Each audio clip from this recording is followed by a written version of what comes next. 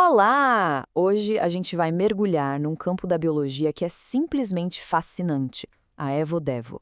Basicamente, ela junta duas coisas gigantes: como um organismo é construído, sabe, desde o embrião, e como as espécies evoluem ao longo de milhões e milhões de anos. Vamos juntos descobrir como a vida cria suas formas mais incríveis? E o ponto de partida é um verdadeiro paradoxo que deixa qualquer cientista de cabelo em pé. Pensa bem, como é que a natureza consegue criar essa diversidade de vida absurda de um insetinho minúsculo a uma baleia gigante, usando no fundo, o mesmo kit básico de ferramentas genéticas? Olha só essa imagem. De um lado, o olho de uma mosca, todo complexo, cheio de facetas. Do outro, um olho humano. Parece que não tem nada a ver, né? Mas o que a Evo-Devo mostrou, e isso é de cair o queixo, é que os genes que comandam a construção dos dois são, na verdade, parentes muito próximos. Impressionante! Ok, então vamos entender isso direito. O que é essa tal de Evo-Devo? No coração dela está a ideia de um kit de ferramentas genético. Imagine esses toolkit genes como se fossem um conjunto de genes mestre, sabe? Super poderosos, super antigos, que a evolução guardou as 7 chaves por milhões de anos. O exemplo clássico são os genes ROX, que definem o plano corporal básico da maioria dos animais. É como se fossem o canivete suíço da evolução. E essa imagem aqui ilustra isso de um jeito brilhante. Repara só como o mesmo grupo de genes ROX está organizado e se expressa ao longo do corpo de uma mosca e de um embrião humano. A ordem dos genes, no DNA, bate direitinho com a ordem das partes do corpo que eles ajudam a formar.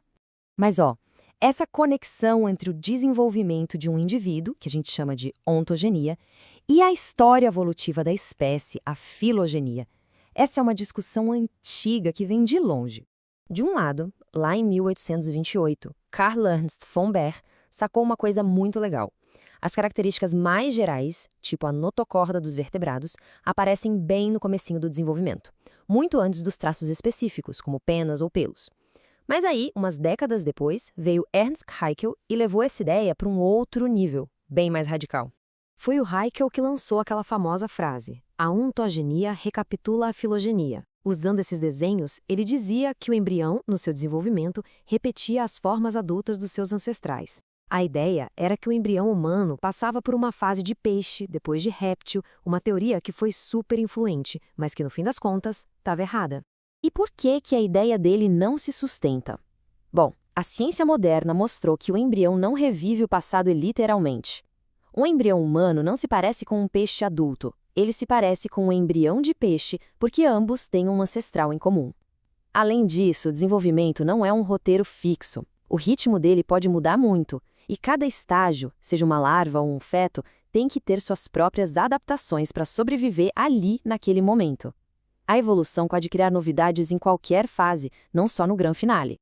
E isso nos leva direto para a pergunta central da Evo-Devo de hoje. Afinal, quais são os mecanismos que a evolução usa para fuçar no desenvolvimento e criar formas completamente novas? O mecanismo fundamental é a individualização. Sabe quando estruturas que eram todas iguais, repetidas, começam a evoluir e a ter programas de desenvolvimento diferentes? Isso permite que elas se especializem. E aqui está um exemplo perfeito. Compara os dentes de um réptil, todos parecidos, com essa caixa de ferramentas que é a boca de um mamífero. Tem os incisivos para cortar, caninos para perfurar, molares para triturar. Essa especialização toda, que permitiu aos mamíferos explorarem todo tipo de dieta, só foi possível porque o desenvolvimento de cada tipo de dente ganhou sua própria receita genética. Outro mecanismo super poderoso é a heterocronia. O nome é complicado, mas a ideia é simples. É uma mudança evolutiva no ritmo ou no tempo em que as coisas acontecem no desenvolvimento. É a evolução literalmente brincando com o relógio biológico. E essa brincadeira com o tempo pode levar a dois resultados principais. De um lado, a pedomorfose, que é quando o adulto acaba mantendo características que eram juvenis no seu ancestral, e do outro lado, a peramorfose, que é o exato oposto, o exagero de características que já eram de adulto. Vamos dar uma olhada primeiro na pedomorfose, que o nome já diz tudo, significa moldado como uma criança.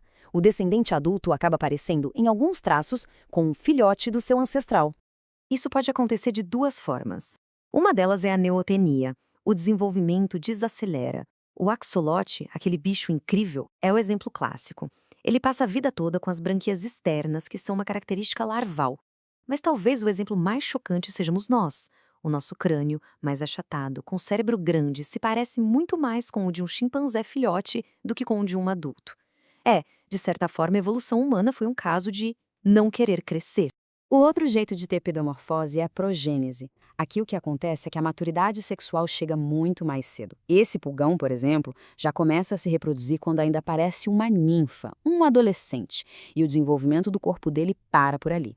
Agora vamos para o oposto, peramorfose, ou moldado para além.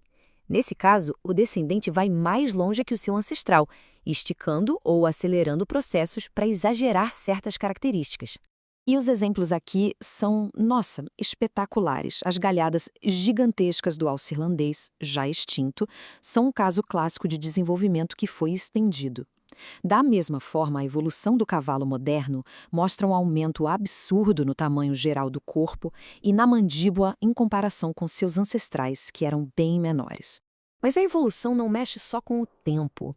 Ela também pode alterar o lugar onde as coisas acontecem, os padrões que se formam e, muito importante, ela sempre trabalha dentro de certos limites.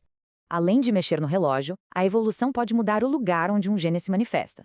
Isso tem um nome, heterotopia. Outra ferramenta é a formação de padrões, que desenha as listras de uma zebra ou as manchas de um leopardo. Mas talvez a ideia mais crucial aqui seja a de restrições. A evolução não é onipotente. Ela é limitada pela física, pela genética, pela história. É por isso, por exemplo, que não existem insetos do tamanho de um avião. E são essas restrições que ajudam a gente a entender um grande mistério dos fósseis: a estase. Sabe aqueles períodos enormes de milhões de anos em que uma espécie parece que ficou congelada no tempo, sem mudar nada? Isso não quer dizer que a evolução parou, não. Muitas vezes significa que a receita do desenvolvimento daquela espécie é tão complexa e funcional que qualquer grande alteração seria desastrosa. Então, quando a gente junta todas essas peças, a EvoDevo nos dá uma visão completa, um grande quadro das regras de construção da vida. E isso nos deixa com uma reflexão final muito poderosa. O desenvolvimento não apenas constrói um animal, mas também restringe o seu futuro evolutivo. Pensa nisso. O mesmo processo que permite toda essa explosão de diversidade que a gente vê por aí, é também o que impõe os limites, o que define as possibilidades.